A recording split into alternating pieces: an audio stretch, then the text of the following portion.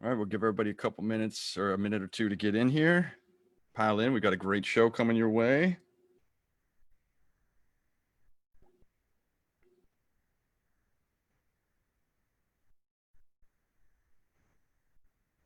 Minutes or a minute or two to get in here. Pile in. We got a great show coming your way.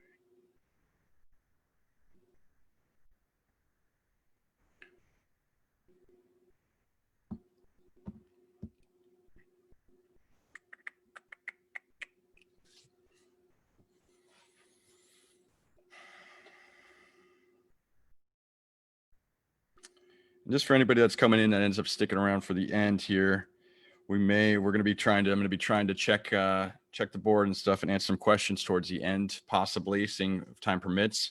We're going to get into some pretty interesting things here in regards to Puerto Rico. I can't even speak right now. But I tell you what, I think we're going to get going. I'm starting to see some eyes popping up on the screen, which is great. So thank you, everybody. Q loves you, coming to you live for another fantastic Mindful Monday. We've been digging into some things over the last few weeks, and this week Puerto Rico is something that through the conversations we've had over the last couple weeks has been near and dear to some people's hearts, and very much in line with a lot of what's going on in our nation right now in regards to just about everything. And we've got some people that are some great experts on it, and to help some people learn about what our nation does and is doing and continues to do. And so I'm actually quite the novice on this. And just like one of the reasons I do the show is because I want to learn. I want to be open, and I want to find out information, and I want to do the same. And I'm sure there's people out there watching. So I'm very grateful to have everybody here that's watching right now. And so I'm basically going to bring everybody on. I'm going to give a little introduction to everybody, and then we'll blast off here. So everybody say hi. Say hi, everybody. Hey. Hi. How's it going? Hi. So we've got, of course, I'm going to go down the line here in my order on my screen here. I'll start up my top. This is like the Brady Bunch. Actually, we're getting more and more here, which is great. Pretty soon we'll have like 100 peeps in here, which would be too much. So we won't go there. But anyway, Ernie De Silva, say hello once again. Ern. Hola, what's going on? What's good? Hello, all that good stuff. Listen, Jeffrey Epstein didn't kill himself. Breonna Taylor's cops still ain't in jail. And we got some other stuff here. Some cops I hear are getting off on donations or something like that, or getting released. That's a different, maybe a different show yet, Ern. We'll see what goes on. They're getting donated free time. Donated free time. Oh, well, so is a gentleman by the name of Mr. Stone. But we won't get into all that right now. Well, we may, but we may not. Anyway, off to the, sorry. How did I not start with ladies first? Maisha, I am so sorry. I am so rude. I was looking at my screen, got into the thing. Maisha, You're a cad. I'm horrible. I'm a horrible man. Maisha, how you doing? Hi, I'm great. How's everyone? Oh, doing awesome. Thanks for joining and coming back again. Get to see you come out last week. Last show was your first show, so you started getting your wings towards the end. I saw you coming to life a little bit, so you got comfortable. Now we'll see how we get going here for this week. So thanks for coming back. Joseph Estrella, hello. Oh, he's on mute. You can't hear you. Come on, give him some air. Okay. Get him on mute. There you Hi, go. everybody. Hi. The moderator's here. The moderate. We got a couple moderates on the screen. I don't know. We'll see where we go with this. Now, I am going to go, Patrick. Patrick, I'm going to get to you last. Hold on one second, because I'll chat with you. But I hear and I want to introduce David Galarza. David, how you doing? What's up, people? What's up? What's up? Thanks, David. David was actually referred to the program by the peeps on the screen. And a fun fact, I believe that Joe and Dave used to have a show together in college, if I'm not mistaken. I was just a little birdie named Maisha told me something about that. So this is kind of a reunion in a sense. I know you guys have known each other for like 40 years, or well, actually, 20 years, because you guys are so young. You know what I mean? But it's but you guys have known each other for a long time, yeah. Mm-hmm. And we've Second grade. Same neighborhood, everything, yeah. And you guys have, I guess your points of view are going to be a nice, there's some contrasting aspects that I'm excited to hear about, which is part of what we're doing the show for, is to hear some different angles and for people to get a different view. And it's not about everybody agreeing. It's about everybody being able to discuss something different, and whether you agree or not, to listen, and maybe you might end up agreeing. You never know. You never know. Patrick Ney, everybody, for those that Hey. know, This is water. This is water, by the way, not vodka. oh, well, listen, hey, if it was vodka, I'd be joining you. This is vodka. This is vodka. Nice, nicer. And I know it is too. I guarantee it is. But Patrick's got wine. Maisha, what are you drinking? Rum and Coke. Yeah.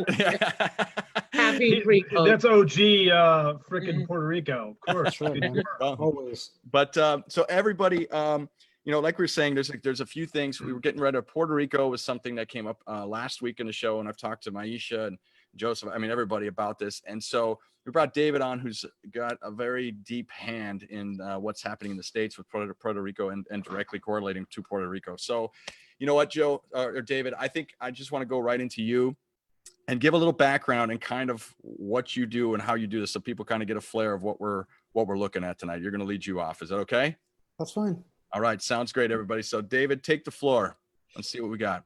Okay, not having had the privilege of having seen this show in the past, so I'm not really too aware of your format, though. But you tell me, We kind of just flow, Dave. We just kind of. You tell me when you would cut me off, though. But first and foremost, thank you, Q, and my buddies there for bringing me on, for asking me to come onto this show. Obviously, Puerto Rico has been in the news for quite some time. There are the other items, obviously, that come up, like Black Lives Matter and other assorted things that happen around the country that sort of like push it from the headlines every so often.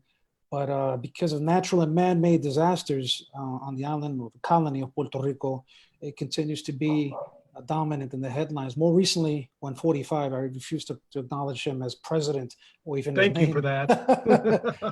More recently, because it came to light that during the crisis after the hurricane, Maria and Irma in Puerto Rico, there was discussions by 45 to sell off Puerto Rico so that the federal government wouldn't have to answer for it or do anything to help the people there. As disgusting and grotesque as that sounds, you don't sell an island, you don't sell a nation with 3.5+ million people to the highest or the lowest bidder. And in the case of this guy trying to do that, Puerto Rico unfortunately is facing the kind of crisis that means that it is being sold off piecemeal. And I say that only to say that because of a fiscal debt that's not of the making of the people in Puerto Rico, and because of the colonization of Puerto Rico for over 100 years by the United States, and Puerto Rico's inability to form its own trading partners, to make its own laws, to have its own sovereign government, it's in a place right now that it's unfortunately selling off a lot of public assets. In more recent years, it sold off the airport, Luis Muñoz Marin Airport in San Juan. It sold off the revenue-making highways in Puerto Rico, which are the expressways that connect all the major towns and the municipalities in Puerto Rico, which is revenue generating, which is sold off to Goldman Sachs. The airport was sold off to a concern in Mexico. Wow. And they continue to sell off properties left and right because of the fiscal crisis and what's called the Fiscal Control Board that comes out of a piece of legislation called Promesa that was actually enacted not by Trump, but President Obama. Puerto Rico has now a 7-member body that's unelected, unaccountable to no one, composed of the very people that got Puerto Rico into the fiscal crisis to begin with. And they're the ones that are making the laws and passing the legislation and concocting the schemes to sell off the island. And so there are individuals like John Paulson, for instance, who are vulture, hedge fund vultures and Wall Street dynamos who are really close to 45, and they've been buying off Puerto Rico left and right. He's bought the Vanderbilt, he's bought La Concha, he's bought some properties in Fajardo. He benefits from a law called Act 20 and 22 that basically has given the green light to all kinds of swine and slime in the billionaire class and millionaire class here in the States to go to Puerto Rico and set up residency in order to dodge their taxes. He himself, Paulson, had tried to liken Puerto Rico to the new Singapore, the Singapore of the Caribbean, a place where tax cheats and tax dodgers like himself can go and set up shop, not pay any taxes, and continue to exploit the land and its resources and buy up and gobble up lands left and right. And so I was talking to Q earlier today that the latest prize that outside economic capital interests are trying to acquire is the National Electric Company, which is called PREPA. And PREPA finds itself in a financial hole, like other institutions on the island, obviously because of the fiscal crisis and other things that, again, the people didn't play a role in, but that the government entities did over the course of different administrations. And they're in the process of trying to sell it to a joint venture between a US-based company and a Canadian-based company. They're calling it Luma. And it's a sweet deal. It's like $138 million per year. It totally privatizes the energy company. They just basically have to manage it. And the worst part of this, and I'd like to hear from Joe and Maisha and everyone else on because of this, is that right now Puerto Rico is in the position to go one of two ways. We either continue to conduct business the way it's always been done, kind of like the pandemic, right? Yeah. Kind of like the pandemic has shown us. What Maria showed us is that we either do things differently or we stay the same route and continue to fail time and again, the definition of insanity. And so we have an opportunity right now to build a grid that's sustainable, that's safe, that's clean, that's efficient and inexpensive. I'm talking about solar, wind energy, sustainable forms of energy in Puerto Rico. Puerto Rico is blessed with the sun. We're blessed with the wind. We're blessed with a big ocean, like a certain idiot said during Maria, right? These are things that could be used to power Puerto Rico very easily if the investment and the government will and will pay to it. So right now, Puerto Rico can continue to do things the old way, rebuild an old grid that's going to be vulnerable and going to be subject to extreme weather conditions and collapse the whole island into a darkness for another 6, 7, 8 months, because hurricanes will happen again. It's just a matter of when. Because it's getting worse every year. We already had earthquakes in Puerto Rico that did the same thing to a certain portion, to the south or western portion of the island. So do we continue to rebuild the same way and waste money and get Puerto Rico continue to depend on frack gas or fossil fuels from the United States, which there's an overabundance, so they have to find new markets. And right now they're exporting frack gas from Pennsylvania and other parts of the United States to Ireland, to Jamaica, to Angola, and now they want to make Puerto Rico dependent on this frack. It's like making a junkie, dependent on crack. Yep. Once you get them on the smack, once you build the infrastructure to get off the pipe, so to speak, it's going to take Herculean efforts. And so right now, that's what we're pushing for, to cancel this contract. And the people in Puerto Rico years ago have already passed a law that requires the island to be 50% sustainable by the year 2035, and by the year 2050, 100% sustainable, all fossil fuels, totally dependent on the sun and other forms of sustainable energy. And so that's kind of like where we're at in a nutshell. There's so many other things obviously happening. There's a Black Lives Matter movement in Puerto Rico too. There's a movement there against gender violence. There's a movement there against the privatization of public schools. There's a movement in Puerto Rico to feed people because poverty is endemic, and the government just keeps on throwing money away left and right to all kinds of contractors and well-connected family members and so forth, and not doing right by the folks. And lastly, I'll end with this. It's a hopeful story because we have many great organizations and folks on the island, and Maisha knows this and Joe knows this because we've raised funds for these organizations in the last couple of years here in New York City. There's some really great players out there called Casa Pueblo, Comedores Sociales, help me out here, Maisha, Feminista, Agitarte, oh my God, I'll come back to them. But there's a bunch of organizations right now that are doing the good work. And I only say that last year around this time, 1 million plus people rose up on the streets of Puerto Rico and shut the shit down. Wow. And we got rid of a corrupt governor, and we got rid of a corrupt administration. Yeah. Of which, they had said all kinds of disgusting things about LGBTQ people, about women, about poor people, about even the dead of Hurricane Maria. And so what I'm trying to end with a hopeful note, because Puerto Rico can and could and should be sustainable, should be free. It should be able to plan its own future, not just for this generation, but for future generations. Well, I think David, it's fantastic. It's interesting how sometimes when this shit hits the fan, literally, how you really get to see what's going on. I mean, I know it's horrible, all these things are happening, but it also makes everything that's happening, you see it wide, right? Everything's very clear what's going on, right? I don't know how clear it's been for everybody down there. I mean, has this stuff really, it seems to have been kind of exposed more so in the last 4 or 5 years, maybe? Is that fair to say? It's that, fair. I mean, It's for fair. somebody that's an outsider looking in. I mean, it's fair to say, and I just remembered the group that I failed to mention that's really been on the front line, and these are women, feminists, badass organizers and activists. It's La Colectiva Feminista en Construcción. I get tongue-tied sometimes going back between but thinking in Spanish and speaking in English. So I didn't want to fail to mention them because they're badass and they're doing some really phenomenal things on a daily basis. I mean, these are frontline soldiers out there doing some really great, wonderful things. And so Puerto Rico has a long history, a long tradition of activism. Going back, just 50 years, some of the greatest activists, in that time, I'm talking about the late 60s, early 70s, were Puerto Ricans. And a lot of that inspiration came from Puerto Rico, obviously. And I'm talking about the Young Lords, for instance.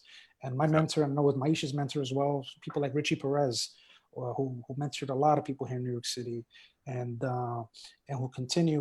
whose legacy continues with an organization that I belong to and Maisha belongs to, called the Justice Committee, that works around issues of police accountability, police brutality, and police abuse and violence. Can I ask a question, David? Sure. It's because I'm from Chicago. That's where I first met a lot of Puerto Rican people. In Los Angeles, I don't know many, but the ones that I do know are like some of my best friends, which is great. And so I've really got in touch with the people there.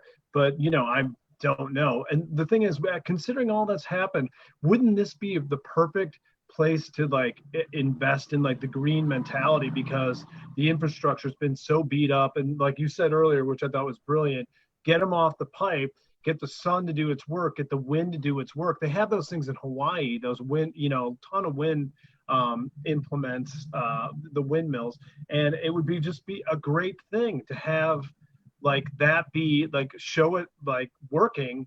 And the other thing too is a friend of mine, Have, who's watching.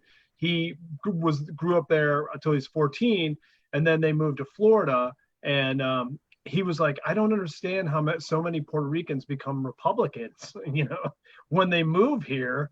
And I guess that's the same for Cubans in a lot of ways too. But it's amazing to me that like you'll always have those people that'll like, in these situations kind of have like want to do like a dictatorship in a small island nation, because that's really what it is. And it's like, it seems to be something that we've had to deal with in the Caribbean and Latin America. There's always somebody who can get the power, get the keys to the castle, and then be shady or corrupt. And it's always the people suffer. So we lose out on the culture, we lose out on the music, we lose out on the people and the education.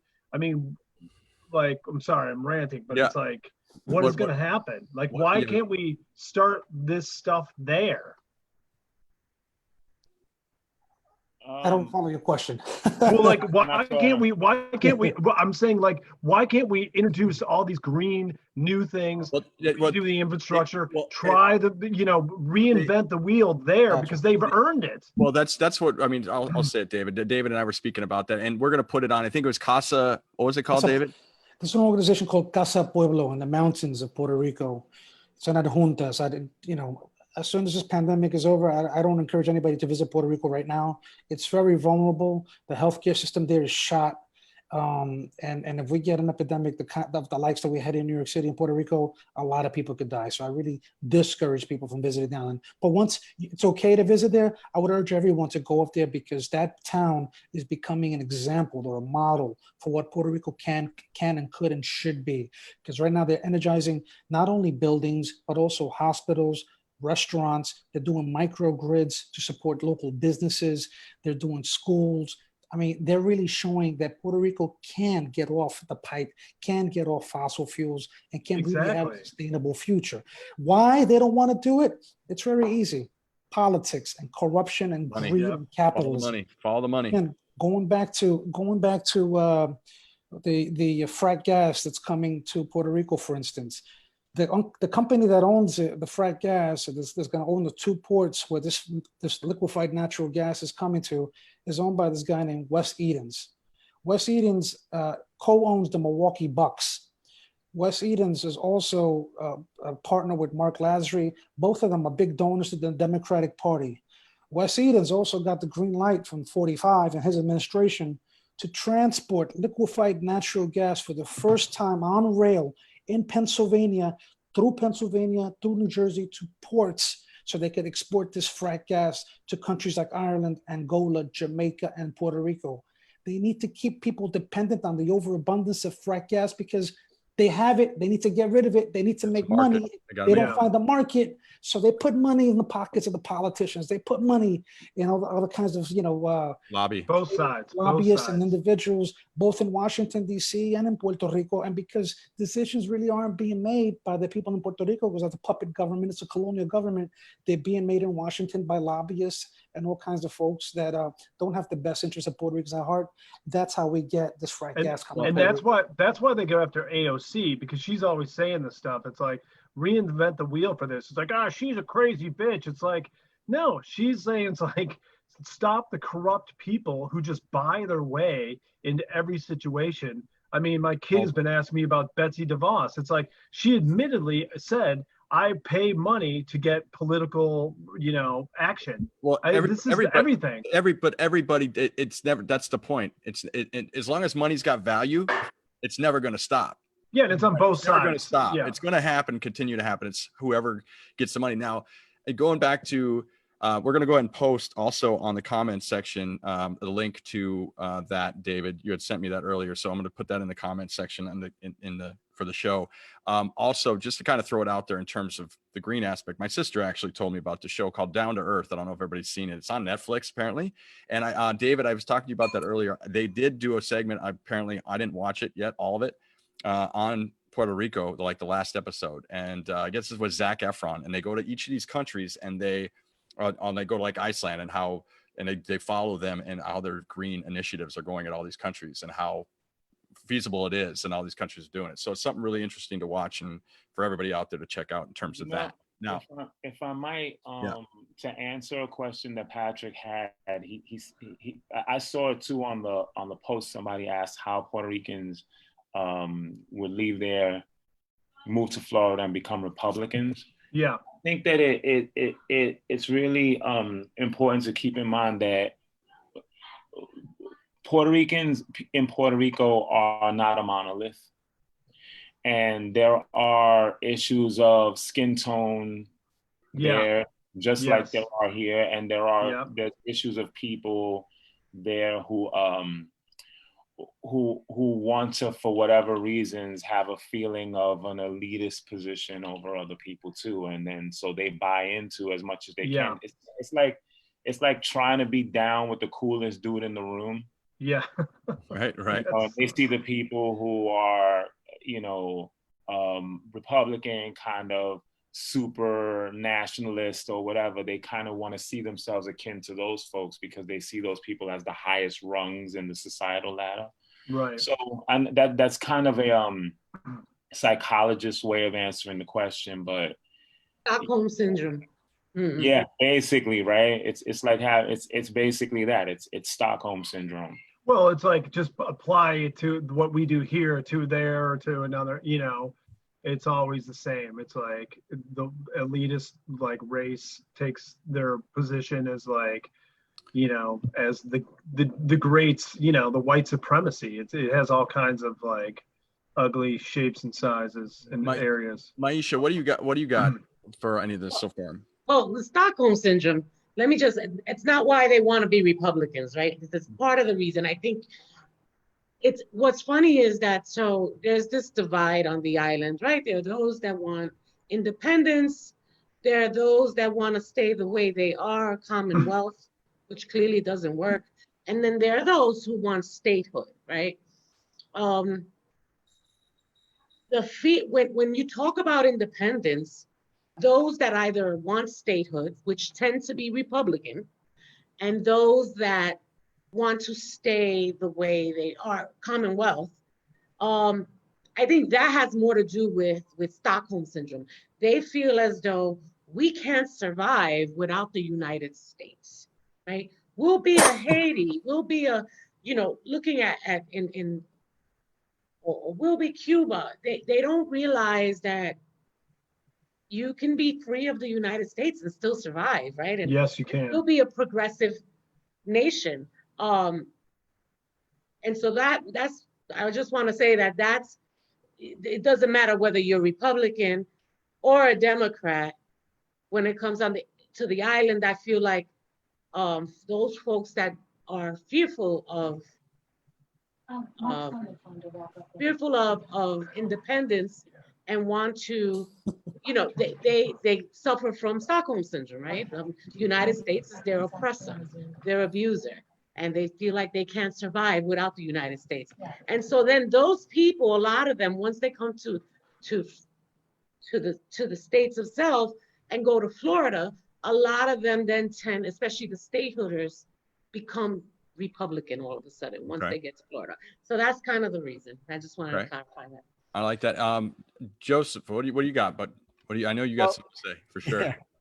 I would also add, I think both of those things, I think there are those elements in it as well, but as a first generational American here, coming from very conservative parents. You're Dominican American?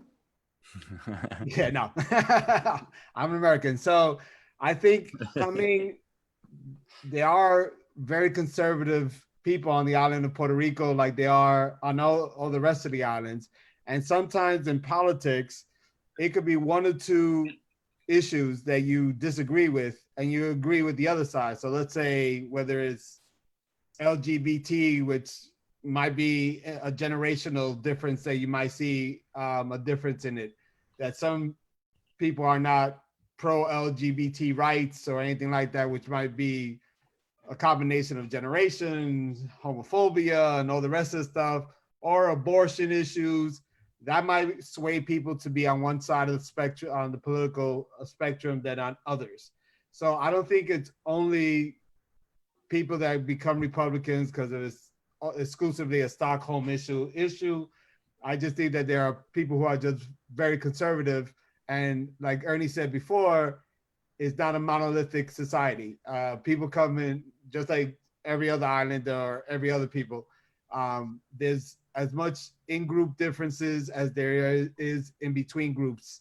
So there are people who are just more conservatives than others. My parents tended to be ultra conservative. I'm not. I was born here. I have different sensibilities.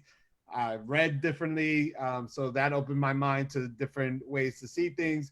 But that's a generational difference that we could see at work as well, which might be contributed to why they might switch when they come to the states as Republicans. Okay, so now we're kind of, I mean, obviously knowing what's going on over there, what is that? What's going on with what's happening in the States for all this? I mean, we're transitioning in. Obviously, we know what's going on in Puerto Rico, but how's that like in the States right now? I mean, how does that translate over here for everybody, or what's going on over there? You guys follow me in my question? Yeah, I mean, well, it's interesting because right now there are more Puerto Ricans living in the United States than there are on the actual island. Maisha, correct me if I'm wrong, but I think it's something to the tune of like maybe 7 million or so. Or, what's the population on Puerto Rico right now? The population of Puerto Rico is 3.5 million. And New York City, New York area, greater New York area continues to be, one of the more popular in terms of the Puerto Rican migration. But honestly, obviously Orlando and Kissimmee and that whole area, northern Florida, north central Florida, that I-4 corridor is now very popular with a lot of the folks that have come, both from the island, but also from the north, from New York City, from Massachusetts, from Philadelphia, people that are retiring, and Puerto Ricans seem to be flocking to that area too. The rent is too damn high here in New York. That's true. Which is why there's always that Puerto Rican question come election time. You know, how will Puerto Ricans vote? Whether they're going to vote, you know, for the Republican Party or the Democratic Party, and you know, there's all kinds of groups, unfortunately, that just parachute in during election time and don't really do the good work of really organizing these communities, because they're not so cohesive, or they're not just so concentrated in certain areas like there are in some of the urban pockets. You know, they're more spread out because there's more suburban out there in Florida. But that's some really fertile ground to do some really good organizing in that area. And I believe that, you know, there's already one congressman of Puerto Rican descent there, whose politics I don't jive with, but there is one there. But there's a possibility to possibly, you know, elect more state officials and local officials of Puerto Rican ancestry throughout Florida, not just in the Orlando area, but also down south in Miami and other parts as well. But again, because Puerto Rico was a colony, and I agree with the Stockholm syndrome that Maisha talked about, but we also have what's called a colonial mentality that's been indoctrinated. It's been instilled in Puerto Ricans for generations, which is, you know, that, you know, what's going to happen to me, or what's going to happen to Puerto Rico if we become free? Are we going to become another Cuba? Are we going to become another Haiti? Are we going to become like this or that? You know, so there's always that fear factor that's really ignorant. Not to say that people are ignorant, but it's just ignorant in the sense that people, you know, haven't really studied it and haven't really seen how, you know, if you put certain programs in place, like certain economic programs and political programs in place, Puerto Rico can prosper. We have a great infrastructure. We have so many smart people. And it's such a shame because the best and the brightest have been leaving in droves because there aren't any opportunities for them on the islands.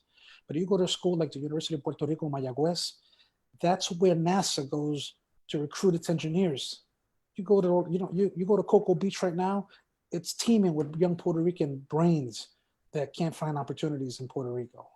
And so in terms of the diaspora, we play a vital and critical role. And even though there had been some tensions between those on the island and those here for many, many years for myriad reasons, after Maria, those bonds became so much closer and so much warmer because we played such a crucial role, because the island was so mistreated and so maligned by the federal government that it was the millions of Puerto Ricans here that stepped up to the plate and made sure that our families back home got the things that they needed to get, whether it be money or resources or food supplies, whatever it was because of the Puerto Rican nation in this nation that Puerto Ricans back home were able to eat and survive.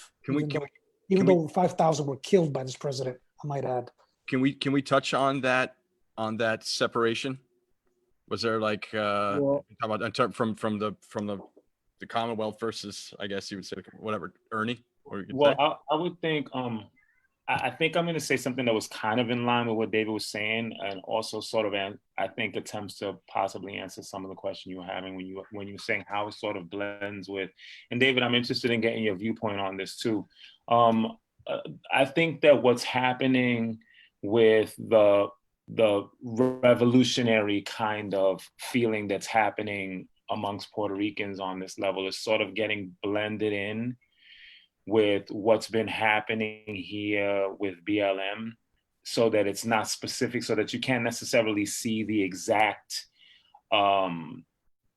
claims, the exact demands that Puerto Rico is making, because it's a smaller body of people, right? And it's also kind of separated from, in that it's an island, it's separated by a body of water. So I think that what's going on with the BLM thing is sort of blending, sort of, because if you think about it metaphorically, the idea of what happened to George Floyd is the exact metaphor we can use for what the U.S. has been doing to Puerto Rico. So I think because it's symbolically, at least, it's kind of similar. Okay. I think it all sort of got washed in together, like it sort of got blended in together, which sort of made the specific plights of Puerto Rico the voice of the specific plight of Puerto Rico kind of sound lower, even though it's still there, especially for the people like David or like Maisha or like myself, who kind of like, no, this is our real fight going on right here, and we're not going away, you know, type of thing. So that I just want to sort of add that point, because you asked how it translated to what's going on here. And I feel like it's kind of a plight of people who are oppressed all over the place, who are rising up and saying different things, but are the same in principle. Does that make sense? Yeah, and I was kind of, yes, it does. And I was kind of also looking at the same thing of talking about the difference in living here versus living in Puerto Rico, and how that you kind of brought up that thing kind of got dissolved, and there was a difference in how they viewed each other, how you guys viewed each other from the motherland here. Okay. Also, well, that too. But I'm curious as to also, is there a similarity in how, is it different to be born on the island in the view of the United States? Is it different to be born on the island as opposed to born in the States? Is it the same?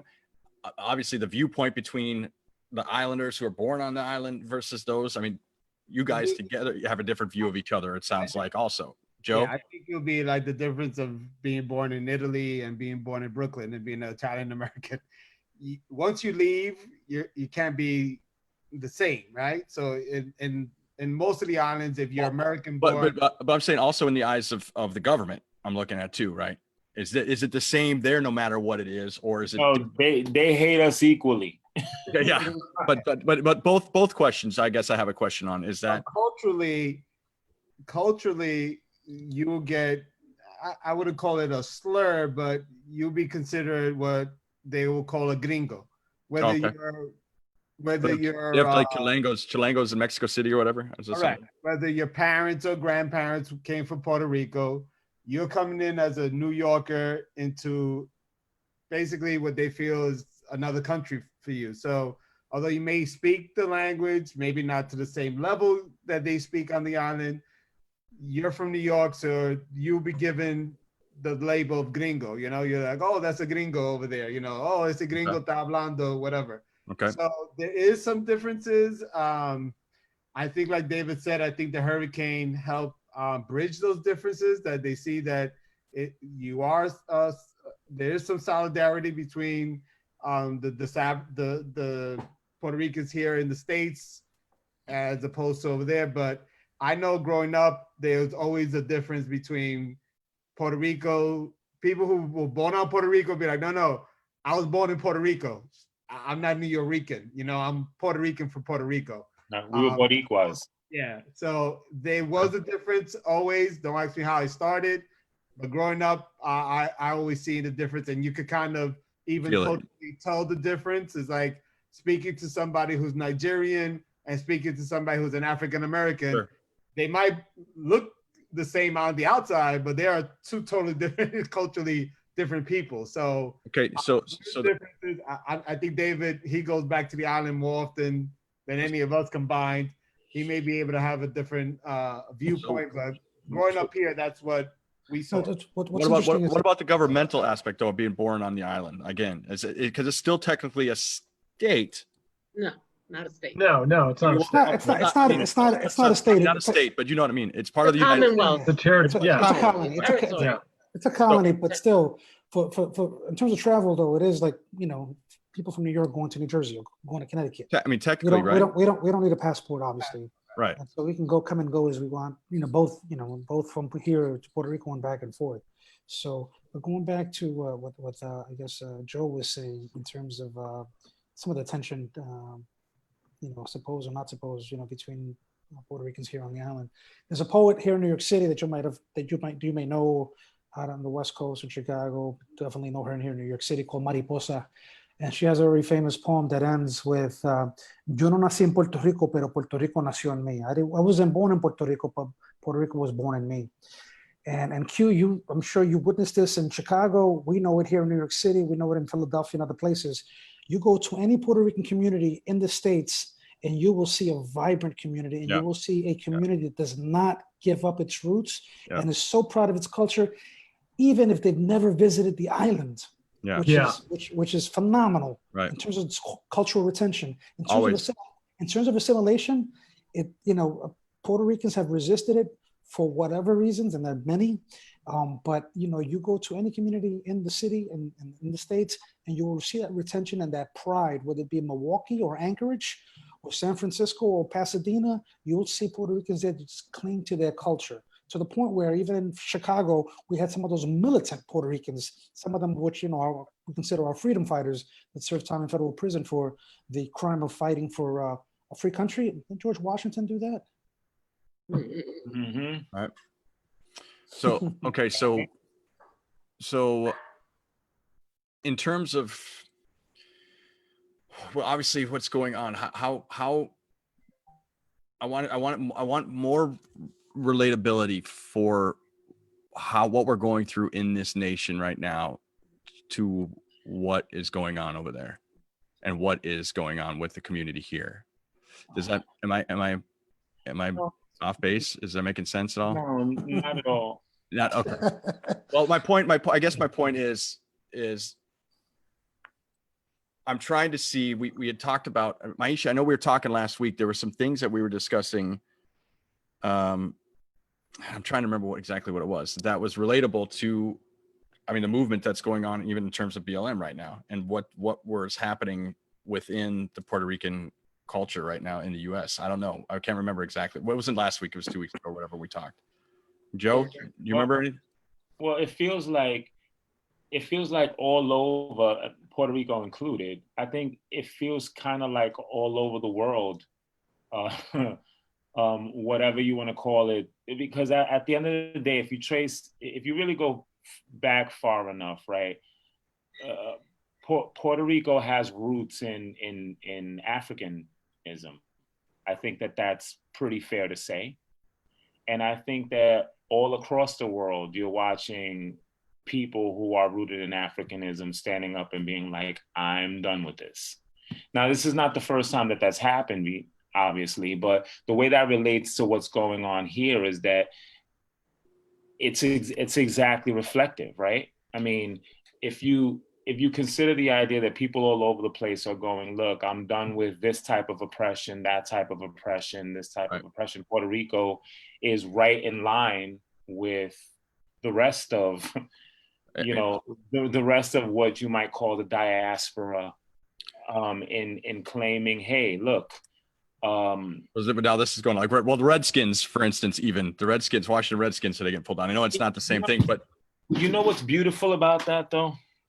It's interesting that you mentioned that, because what's interesting about that is that back 60, 70 years ago, when this type of revolutionary feeling was in the air, the idea of changing the name of a football team would have placated a lot of people. Right. And this time it's not. Right. And that's right. Because which I think is an evolved place for what people are wanting in terms of societal change, right? Well, so, but starting with, and the biggest thing were the sponsorships and the corporations and the money again. Right, and that's the main reason. Right. Yeah, people are learning to hit these businesses in the pockets, right? So the way that relates, I think where that's kind of parallel to Puerto Rico is that even Puerto Rico, we don't want placated change. We don't want symbolic change. Right. You want the real deal. Change, right? Symbolic change, for all intents and purposes, should have always been there to begin with. People want policy change now. People want a completely different way of being. I know Joe and I were kind of joking before the Zoom cast started about, well, if the US does leave, then it just replaces it with a lot of corruption that would happen. I think that people are aware of that, and because that's kind of human nature. First, we don't know how bad that corruption would get. We can theorize because we've seen other places, right? But we don't know how bad it'll get. And on the other side of the coin, I think that people are feeling like, listen, we don't care if the corruption that happens amongst people who are amongst us. We want your corruption out. Right. Well, and I think part of it is that we we've seen the corruption of what is our corruption, right? I mean, that's where Exactly. we get our view of what corruption is. And I think that is it. I mean, there's a lot of places around the world that aren't, I mean, there's levels of corruption also. I mean, maybe whatever we talk about, maybe somebody gets paid off a little bit here and there. And then there's straight up gangster mafioso corruption bullshit. Which is, right. Yeah, which then there's is government happening corruption. Right. Well, that's The it. But I worst. mean, so even if like, I think what we're seeing is, I think certainly what I see in Puerto Rico is that you can really see it happening. It's like the past for us, and you're watching it in real time right now, right? We're seeing this happening in real time, and it's very obvious what's happening. Well, now as you guys are talking about, it's very obvious to me what's happening, and this is the stuff we do everywhere, but it's so easily seen, I guess, as you're talking about it compared to Look, Roger Stone just got his whole case.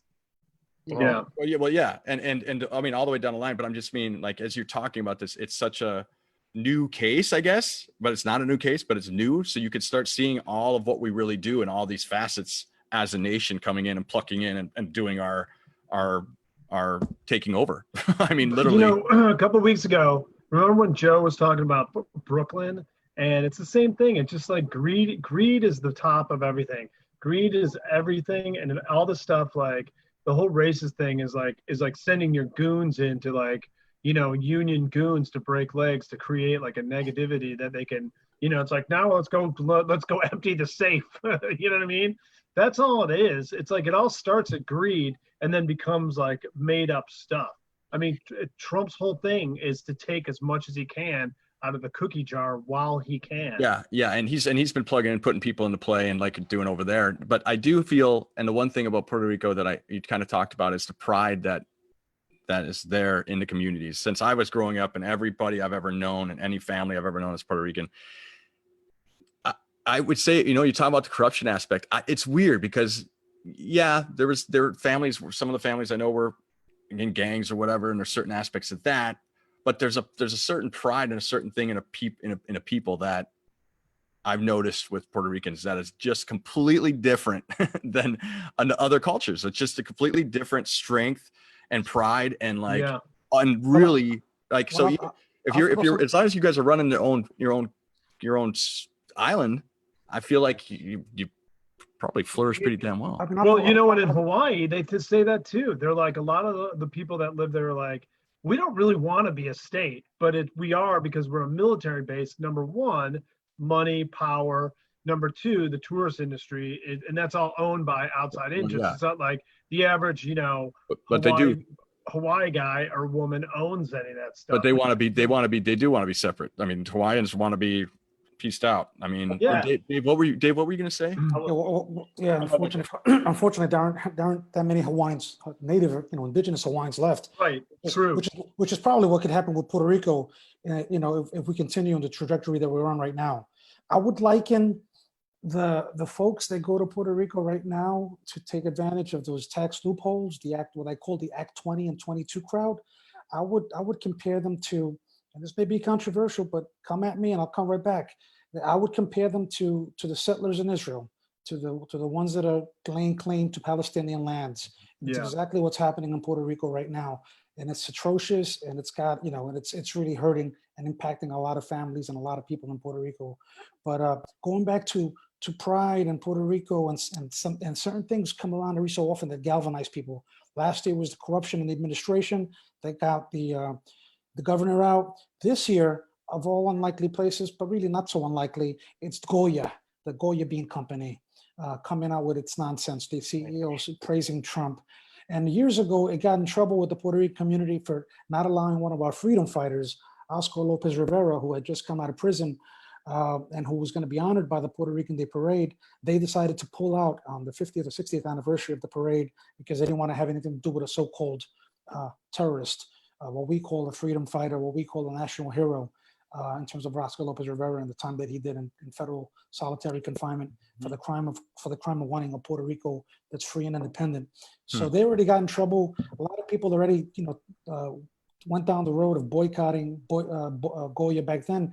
But what's interesting now is that Puerto Ricans and Mexicans and Latinos of all stripes are actually on the bandwagon of boycotting Goya, because that's a company right now, because of what CEO said, that's equally offensive to all of us for what he wants. So it's a really interesting time and moment in terms of galvanizing not just Puerto Ricans, but also all kinds of Puerto Ricans in favor of defeating Trump in November. So, you know, if I might add something here, I just saw something on the thread, the comments thread, that I would like, because I think it totally supports also what David is talking about as well.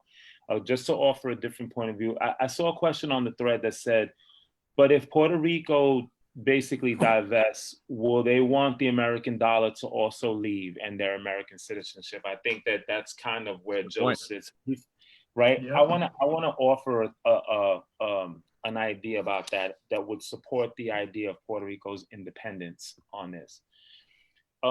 When we look at the history of this country, right? During the Civil War, there's a narrative that doesn't get told a lot. Joe, you're a studier of Lincoln, so you might know this, right? And I mean, a bunch of us might know this, but I just kind of wanted to toss that out because I know that you specifically study that dude, right? Okay, at the time, the World Bank was very similar to what it is now, in that it has a history of supporting monetarily both sides of a military conflict. That's what they do, okay? During the days of the Civil War, they were not the Federal Reserve, they were then called the World Bank, and they were doing the same thing. When the Civil War was about to begin, they went to both sides and said, hey, listen, we will finance your war, but you're gonna have to give us this much of a percentage back on the money that we loan you. They still do that, right? I'm preaching to the choir here. I'm sure everybody gets it, right? Yep. The thing is, what people don't talk about is that when Lincoln approached them about doing that, and they told him the interest rates that they wanted back, he gave them the middle finger. And he said, not only am I not doing that, when we win this war, we're kicking you out, right? What they did was they in turn made their own currency, which we now know as greenbacks. They didn't take what was at the time the usual US dollar. They made their own currency. Not only did it work, but the North thrived with that money in their economy.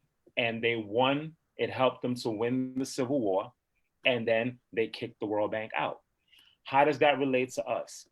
I don't think that it's impossible for Puerto Rico to create its own currency and watch its own economy bloom because of it. We already have historical precedent to prove that that can happen. So to answer that question, I do think Puerto Rico is very capable of becoming its own sovereign nation, even if it has to give the US dollar up. Well, and it's not like it's not the absolute beautiful place, one of the most beautiful places on the planet, and people wouldn't want to go be part of it also, you know what I mean? My caveat to that though, brother, is that there's unfortunately a crew of people that have already started coming down to the island, again, to take advantage of these tax codes. Locking that up already. They're already doing it. And they're called, you know, the blockchain people. We're talking about the cryptocurrency folks. We're talking about people like Brock Pierce, who's supposedly running for president now. This guy's a renowned pedophile. This guy's creepy as fuck. He goes around, you know, with this big wide brim hat and trying to talk the language of the new age, but he's just a capitalist by any other name. And he's talking about setting up something called a Puertopia in Puerto Rico. They'd actually like to buy a large swath of land on the island and repopulate it with their kind of thinkers and people. Wow. So I'm totally with you, what you're saying, brother. But I'm saying that there are people that are planning to do that already, but for other nefarious purposes. You know, so my fear is that that's how we slowly start getting pushed out of the island. Right. Joe? Well, yeah. So here's my take on it. We spoke about this before we came on air. Normally, most revolutions, you know, the intelligentsia tend to be for the middle and upper class. They don't tend to be the hand to mouth people, right? And Puerto Rico has had many referendums to vote for statehood and all the rest of the stuff that they had. Non-binding. Right. Non-binding and a waste of money and time. But I'm not saying that they would actually vote, that it would be binding, that they could change it, but you could get, it's sort of like a poll, like a Gallup poll, that you get some idea of what the island is moving towards, or what the consensus is on the island. And most of the independistas tend to be the intelligentsia class. It doesn't resonate, or doesn't hold foot on people who are hands and mouth that need to eat. And when corrupt governments come in, they know that most of the populace are hand to mouth. And if you give them some crumbs, because they gotta eat, they'll be satisfied with eating, where the intelligentsia, who doesn't have to worry about eating because they could eat, they have a roof over their head, they don't have those type of issues. They always on the idealism side of, we want sovereignty, which of course, what country wouldn't want sovereignty? So that's the dividing class, is what we see here in America as well, right? We have the elitist group of the oppressed class that are all for, let's burn this whole thing down, let's knock it down and reinvent the wheel and come up with something good. And then you have the people who are hands to mouth, that they're just trying to survive. So people who are trying to survive are not on that high order of thinking on a daily basis. They're just trying to figure out what's the best situation for me. And sometimes the devil that I know is better than the devil that I don't. And that is what historically has been proven in these referendums, whether they're binding or not binding. Is if you just look at it as the poll of what the consensus is on the island, the consensus has been traditionally, whether it's through manipulation, through colonial oppression or mentality, however it got there, that's the reality of what the island keeps saying, is like, nah, we good. We'd rather stay with the devil we know than the devil we know. Me being from Dominican background and not a Puerto Rican background, and going to Dominican Republic, and a lot of Puerto Ricans do travel back and forth from Puerto Rico to Dominican Republic, they see firsthand what corruption is and what the difference is in the infrastructure between the Dominican Republic and Puerto Rico. Yeah. And the infrastructure between those two islands is night and day. And it turned up to 11. Been on both islands. Hey, Joe, is that why you guys wound up with a Lebanese president? Yeah, exactly. So this is what goes on. So I was waiting for that one. this is part of the difficulty when you're looking for independence and sovereignty, because you need the populists who are hands and mouth to be on board with the intelligentsia. It can't have the intelligentsia want something and not have the support of the major populace. And that has always been from El Grito of Laudes from 1868 to the independence movies in the 40s and 50s. You had a small minority of Puerto Ricans, I don't know what percentage, I won't throw a number out, but you had the intelligentsia class that was behind this independence movement, but they were never able to sway the populace, who are hands and mouth, to want to get the independence that the intelligentsia want. And because of yeah, I'll get you. Because and this is a question to the group as well, because this is similar to what happened in Haiti as well. The diaspora of the intelligentsia class to the States then leaves such a huge void on the island, which now leaves just more hands-to-mouth people. There's no middle buffer in between the upper echelon people who are controlling the 1% that are controlling the whole economy, and the lower class that are just trying to figure out, where do I get food from? The diaspora is also going to create this issue, because just like it did in Haiti, all the intelligence people had to leave Haiti because of the political problems they have, and they're here in the States, and they just left, not to call them lower class, but the lower class people stuck on the island who are just trying to figure out how to survive and how to sustain myself. And that, I don't know if somebody has an answer or thinks that there's a foreseeable answer to that problem that has plagued it since. All right. Ernie? Yeah, I have a sort of retort that, And then I want to hear a little bit from Maisha too. She's been quiet. I agree. Just a little bit of pushback Okay. on that. I completely see where you're coming from. I would like to ask this though, in two parts. Could the fact that the handsome mouth people were never down with the intelligentsia's agenda could have been a matter of an ability to communicate en masse? Here's why I asked that. If you look at the state of our own nation right now, or let me say the piece of land that we live on, because Puerto Rico is a lot of our nations here on the planet, right? Do you think that what could easily be guesstimated at over 6 or 7 million people who have hit the streets in protest of something that they disagreed with, would you say that all of those people were the intelligentsia class? No, but the intelligentsia class is the brains that keeps the movement moving forward, right? No, I get that, but are you saying that? No, I don't think, obviously the populace will come up, Exactly. but they will get exhausted because at the end of the day, they need to eat. And your basic needs supersede any ideology that you may have. Right. And that's how nations have controlled the populace since the beginning of humankind. They know you need to eat, period. Right. And all this other lofty stuff will go by. They're just sitting there just saying to themselves, this will run its course and you'll burn out because eventually you need to eat. And it's a long game playing, and they're going to play a long game and beat you out a long game. You're not going to play a long game. I hear that, but I just wanted to address the idea that you said that that the intelligentsia who were revolutionary before had difficulty getting the populist support.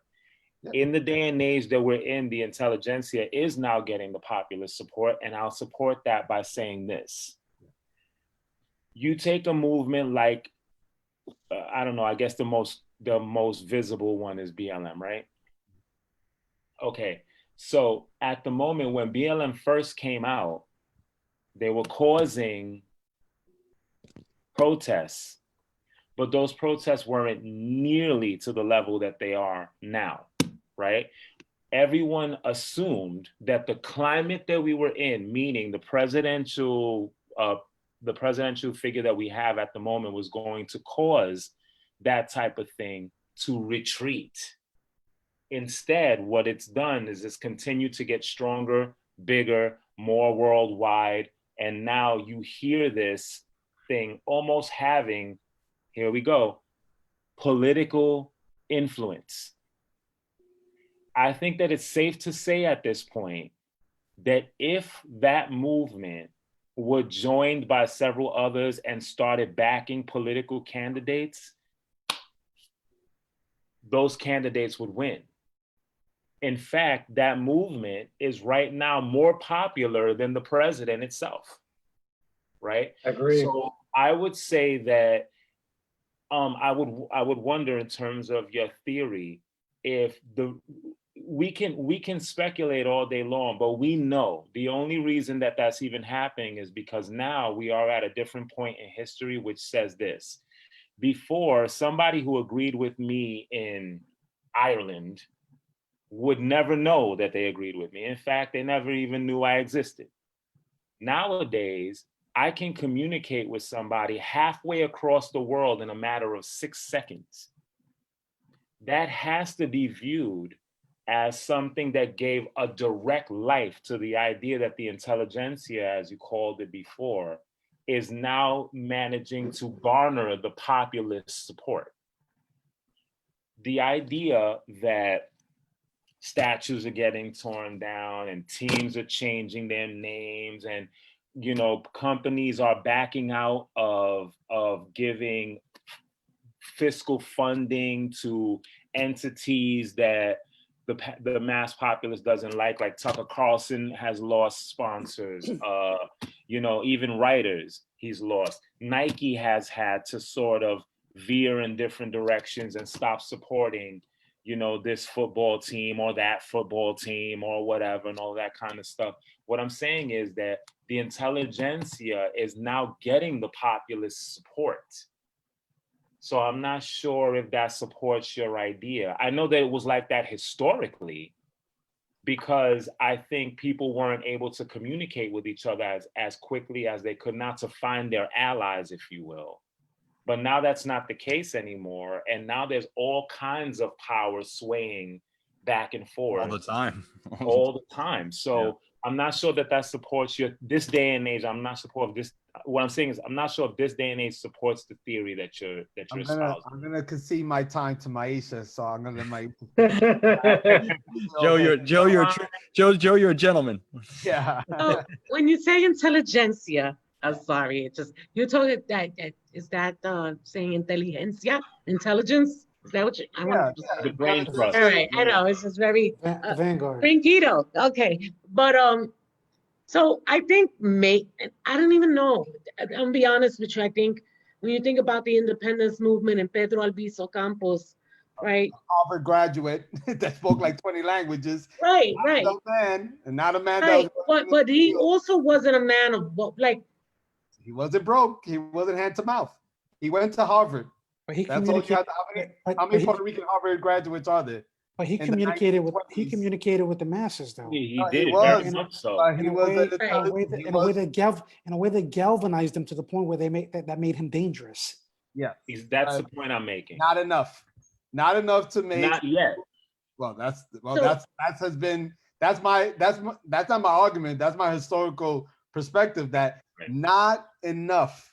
That has and I think because Puerto Rico is not. I think it's a little different. Like in these kind of revolutions, I think two factors in Puerto Rico. One is that, in my opinion, from what I see, there's a cultural independence that Puerto Rico wants to have. Right.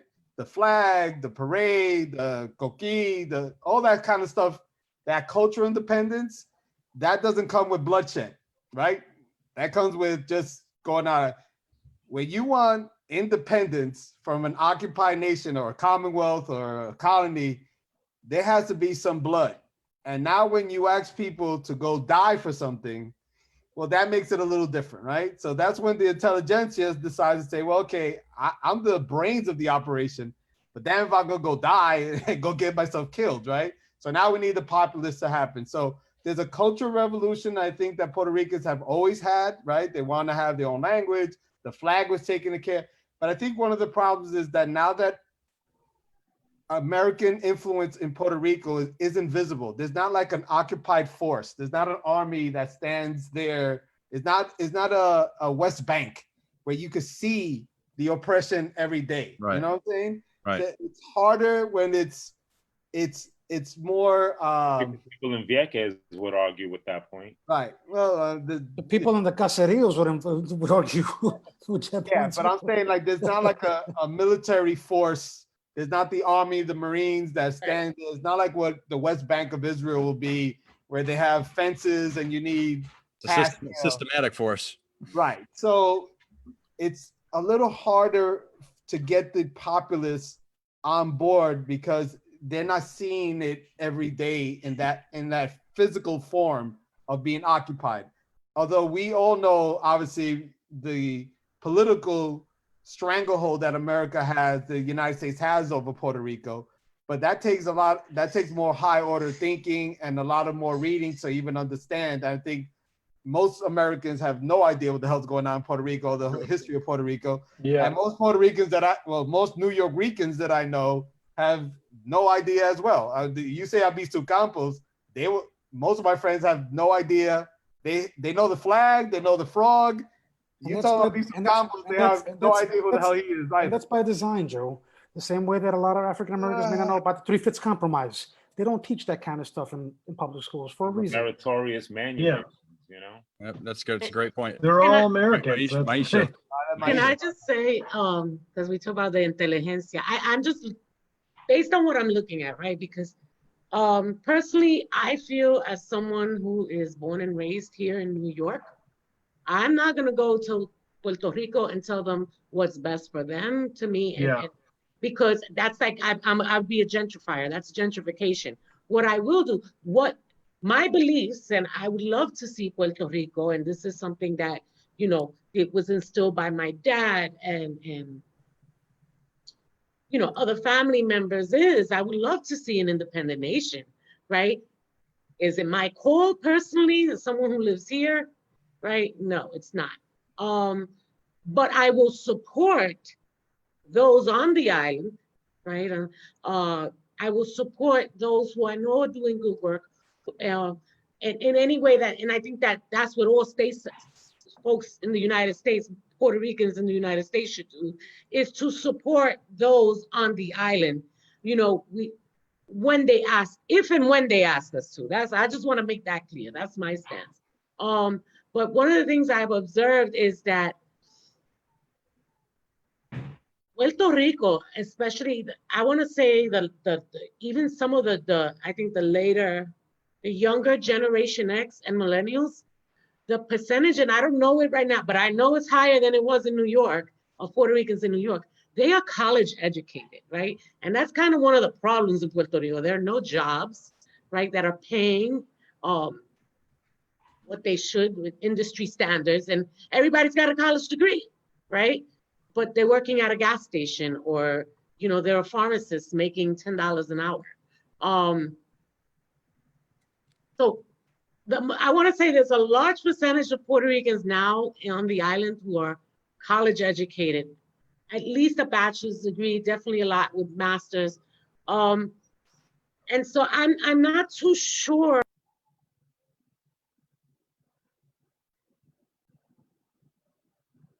Lost you, Maisha. Oh, we lost you. I lost you. Maisha, we lost you.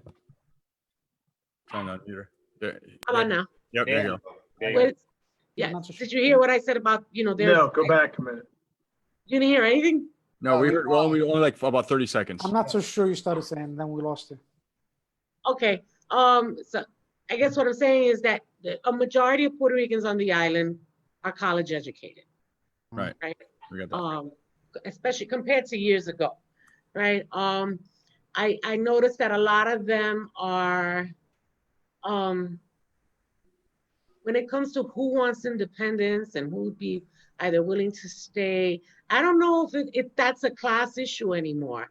I could see how it would be. I understand what Joseph is saying, but I don't even think that that's, because I see people who want to become a state, who have their, you know, who are part of the intelligentsia group, right? And I see those who want independence as part of the intelligentsia group as well. I really think that there's that fear, right? And David talked about, not David, Joseph talked about it a little. There is that fear of what people have seen in like the Dominican Republic and thinking that could happen to Puerto Rico. I think that's more the older, I don't, so, and we talked about this earlier before the show, right?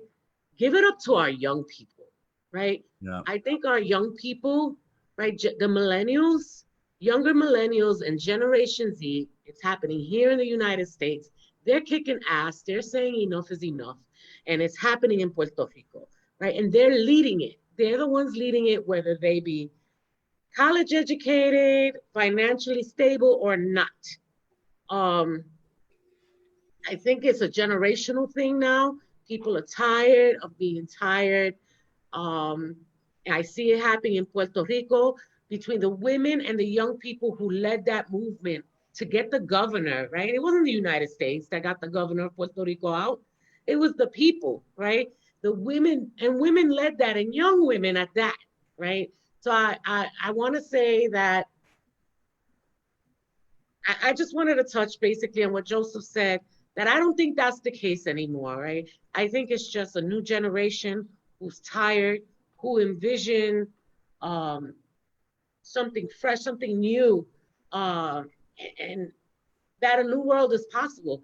And they are doing their thing, and it's happening. I see it in Puerto Rico, and I see it here in the United States. So I just wanted to clarify that I think it's more of a generational thing now, no matter what education level.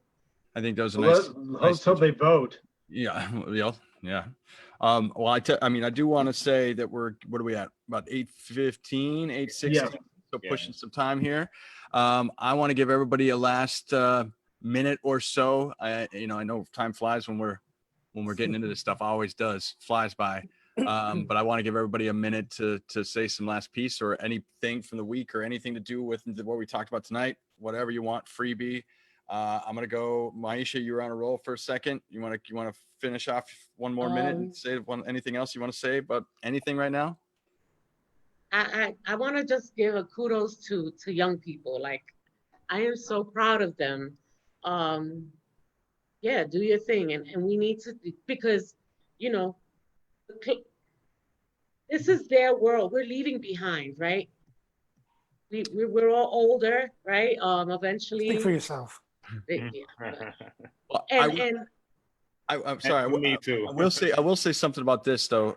Being my age that I'm at, it's the next generation are the ones that are kicking it up, right? You're saying right now. We're saying even 20 years old, right? 21, 22, 23. Right. Yes. Mm-hmm. I want to say even younger. You have like even younger, 17.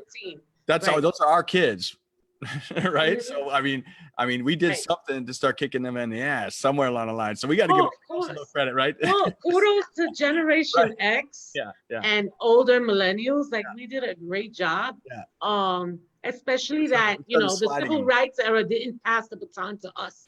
So I kudos to Generation X, who raised these like amazing young people.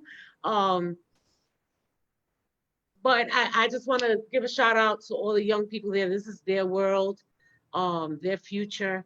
And so, whether they be on the island of Puerto Rico or here in the United States, kudos to you, pa'lante. And that's awesome. I take there. That's awesome. Well done. Well done. Thank you again for being on here and just being a part of this and getting all these guys, helping us get these guys together. It's been a real pleasure. By the way, can I just add something? I'm sorry. Sure, you mentioned there was, and I just wanted to, because it's important. We need to sometimes call each other in on certain things. You mentioned earlier, was it you? I don't know. Maybe it wasn't. I'm not sure. I think it was you who mentioned, was it Patrick? No, it could have been you. Someone mentioned earlier about, Puerto Ricans. I don't know what the topic was. We were talking about politics and, corruption. We were talking about corruption, but we were talking about the government's corruption, right? Whether in Puerto Rico, in the United States, or in Washington. Mm-hmm. They're in it together. Mm-hmm. And then somebody mentioned, I met some Puerto Ricans, and even though some of them were in gangs, right, they still were proud of being Puerto Rican. I think that's another subject. So gangs and corruption, that we should have another topic for the show. I could definitely get you some great people to be a guest on that and talk about like gangs overall and what they really mean. Especially even in the Puerto Rican community, gangs were not because they were down with corruption, but gangs were a form of survival, right? Understood. Yeah. Right. No, and so I think it's important that we talk. That's an excellent topic to talk about in the future. So I think that's a great idea. And actually we had talked about, I think Ernie and I had some talks about getting a couple other individuals in line with that as well. So that's something I definitely would love to touch base on that in the future. Okay. That's a great call. That's a great call. Thank you for bringing that up. Who do I go next? Patrick, you want to go next? Yeah, this was great. You guys were awesome. I really learned a lot. Like I said, I'm very close to some people are first generation Americans from Puerto Rico. We need, all that stuff about young people, and I'm with you. It's really, I was a little down on them. And then during the Black Lives Matter thing, I saw just so many of those guys, those kids coming out of the woodwork. It just like, it was like a huge relief, we're down, 5 runs, and then all of a sudden we're winning by 2, it's like these guys are winning the game and they're making this change. My thing is like, they just got to vote. And then we start applying some nuance to places like Puerto Rico that can help their economy, help their people, get them up to where they should be, and not being treated like a banana republic by the overlord corporate greed that runs everything in our system. So you guys were awesome. Thank you so much. I learned a lot. Okay. Awesome. Thanks, Patrick. Thanks for being here again, of course. I'm going to go with Ernie. Yeah, this was great. Thanks for having me on. It's an honor to have been on the panel with all of y'all. I knew everybody already on except for David. David, it's been an honor to meet you, man. Yeah, I hope we could, David. do that again. Nice. I think that the millennial discussion is really good because I know that there's a belief that they don't show up to the voting booths, and I'm not sure I believe that, but that's a whole nother podcast and stuff, or Zoomcast, whatever it is we're doing. We can get all that in this next one. But You should yeah, keep that man, in the bank. Take notes. what, big ups, free Puerto Rico. And I look forward to us talking about this further in the future. Awesome. Thank you very much, Ernie. Of course. And can I do a shout out to my friend Suave Javi, who's watching? Oh, he's been commenting. Hey, Yeah. Javi's been commenting. We've got some good comments on there. So we've been going back and forth. That's great. What's up, Javi? Let's go with Joe. We're gonna let David bring us home afterwards. But Joe, what do you got? Well, I think what's important about the Zoomcast is to see that there's varying different opinions, and we could these are just pieces of vegetables in this big stew that we're making, and there should be fruit salad, Ernie. Sancocho. This should be how the public discourse is that people who are on the left or in the middle or the right could sit here and give their perspective without being vilified or being labeled, whatever label they want to throw at you, or forming some type of tribalism that, well, you have to be a bad person because you don't believe in everything I believe in. So as we see with me and David, I know him since I was 8 years old. I'm 51 years old. We know each other since the second. You're old, Joe. We could disagree. We disagree on a lot of things. We agree on a lot of things, but I always know that David's heart is in the right place. And as long as I think that his heart is in the right place, I support him, 100%. Although I think that I come from a more realist and historical perspective. That's just the way I see the world. I think that there's room and there's a necessity for idealism in people who are fighting to push the envelope. I think that is part and necessary in this conversation, to have people who are like David, Maisha, and Ernie, that are a little more left of center than I am, and people who are a little more moderate than I am at the same time. So that you can have these discourse with your own friends that you know for 8 years. Thank God that me and David never had I'm never gonna be your friend on Facebook kind of thing. You don't agree with my political views on Puerto Rico, so I'm gonna unfriend you. It should never get to that position. I don't quite understand that, that we could just disagree or sometimes agree to disagree. So I thank you, Q, for having us here and having people here that people who know each other for a long time could have two different complete views of the same thing. But as long as you know their heart's in the right place, that's what really matters to me. Yeah, absolutely. Thanks a lot, Joe. I'm glad you said that. That's 100%. Dave, bring us home. All right. Well, thank you, Q. Thank you to everybody on this panel. It's been a great conversation. Been great meeting Ernie and Patrick and you, Q, of course. I've known Maisha for a while now. We've been on the front lines for many years, and Joe for too many years before that. But to jab my buddy Joe a little bit on the realist point, wasn't it Che Guevara that said something to the effect, let's be a realist and do the impossible? So just a little food for thought. Yeah, I think we need that. And right now we're at that crossroads where what we thought was impossible at one point is becoming possible.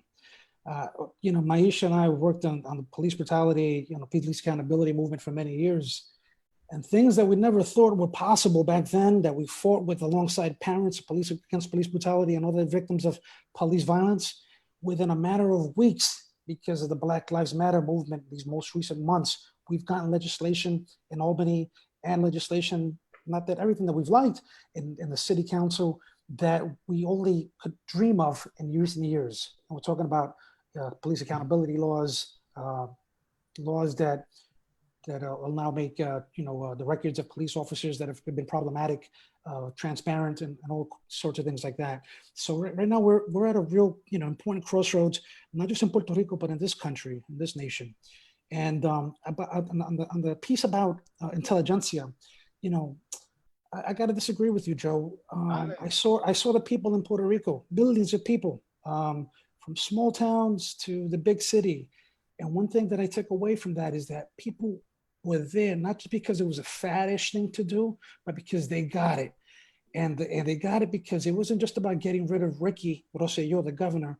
It was also about getting rid of the junta, that onerous fiscal control board that was really had its neck on every single Puerto Rican on the island. The same way that the criminal justice system in this country has its neck on every single person of color in this country.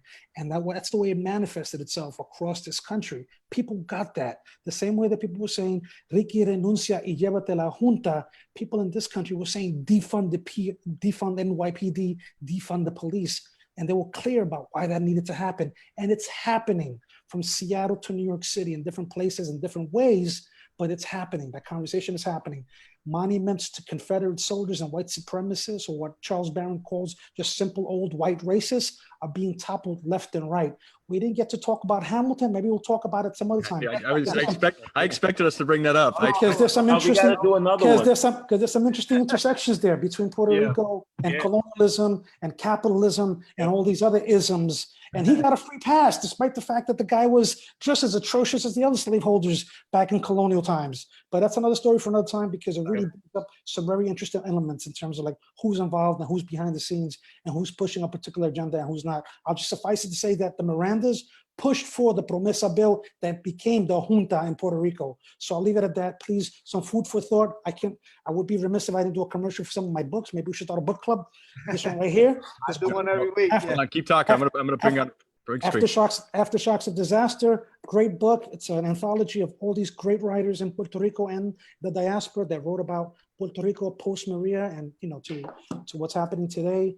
My buddy Ed Morales wrote this book called Fantasy Island. Highly recommend it. It's got a chapter in there about the Mirandas and Hamilton, but more importantly, it talks about Promesa and the ongoing oppression by the junta and the colonial status of Puerto Rico. Not so much all about Puerto Rico, but another great book is How to Hide an Empire. Has a really great section in there about some of the most heinous, disgusting, despicable experiments that were conducted in Puerto Rico on Puerto Rican women, for instance. Something that is like we liken to the Tuskegee experiment. Very important to read this history, because Puerto Rico continues to be a laboratory for all things nefarious, whether it be physical experimentation or capitalistic expressions, like what we see right now in the neoliberal system that exists in Puerto Rico. So with that, one last book. I don't have it in front of me though, but Nelson Dennis's book, A War Against All Puerto Ricans, highly recommended. Please pick it up. It really gives you a story about Albizu Campos and the national struggle to free Puerto Rico. And with that, I say, que viva Puerto Rico libre. God bless you.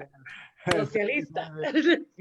Well done. And we got that in. And I think we, I tell you what, this is for me, this is fantastic. I mean, I love that we are doing this. I appreciate you guys so much for coming on here. I'm learning a buttload, and I need to. And I'm hoping that there's a few people out there taking my lead. I know we're having some viewers, but it's hard. For some reason, it's hard for people sometimes to just sit and listen and try to find out something they don't really know about. I don't know. They don't want to see a lot of this stuff and believe that this is actually happening, right? So I definitely know we have another show or 18 to do by the time this is done, I think. But I do have to talk about a couple of things real fast. I do have we give Thursday night comedy again. I always got to plug that for Thursday night. Patrick and we're gonna do a little wine comedy night tonight. Yes, we are. He loves you all again. Next Monday is going to be a really special, unique. We're gonna take a time out from this type of conversation that we've been having over the last few weeks, and we're going to be discussing. We have a guest coming on that was involved in sex trafficking, and the story is probably one of the most horrific yet amazing stories I've ever heard from anybody. And I think we got to find a way to get her a screenplay and get this movie made. It's absolutely insane, but real. And it happens here in the United States of America, which is the craziest shit. So that's going to be a big thing on Monday. We're going to do that. So if you're around, please come join us for that. It's gonna be it's gonna be very intense, but amazing. So again, everybody out there watching, Ernie, phenomenal. Thank you so much. Maisha, I'm certainly going to see you back on here. Hopefully, if you'll come back and do this again. Patrick, I know I own you. You're mine. I got you. You're coming back. Hey, as long as you have that sparkly beard, that's all I'm listen, it's just the white from the enough coming in. Anyway, yeah, it's very handsome. Joe, thank you again. I really appreciate you coming in. Look forward to seeing you again soon. Professor Joe. And David, I mean, we got to talk to you again too, man. I tell you what, that was some amazing stuff. And you know, God bless you all, and have an amazing couple weeks till I see most of you again. I may see a couple of you here next week, but I really appreciate you all. Thank you so much for coming out there. Thank you. All right, guys. Have an amazing Peace, night. guys. All right. Be well, everybody. See you later. Bye. Bye.